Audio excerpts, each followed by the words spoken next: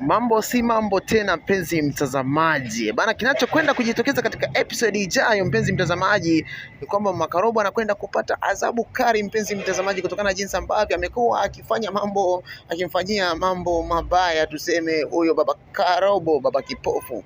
Sasa baba, mambo si mazuri tena, mpenzi mtazamaji, kwa Mama Karobo, mama ambaye amekuwa akifanya mambo ya ajabu sana, mama mwenye roho mbaya, mpenzi mtazamaji, amekuwa akionekana akimtesa baba Karobo. Sasa leo hii ni kwamba kuna kitu ambacho kinakwenda kujitokeza kwa Mama Karobo na ni adhabu kubwa ambayo inakwenda kumpata Mama Karobo. Je, unadhani ni nani ambaye anakwenda kumpa adhabu Mama Karobo, mpenzi mtazamaji? Ni kusichonde chonde, mpenzi mtazamaji, kaa na mimi, lakini wakati unaendelea kuifuatilia hii video, ni usisahau kubonyeza alama neno subscribe. Subscribe yako ni muhimu sana kwetu. Ukibonyeza alama neno subscribe, maneno meusi, basi tutapata taarifa kwamba wewe ni mmoja ya watu na shabiki ambayo umekuwa ukifuatilia tamthilia yetu ya Binti Yangu, mpenzi mtazamaji. Lakini pia usisahau kuacha komenti yako.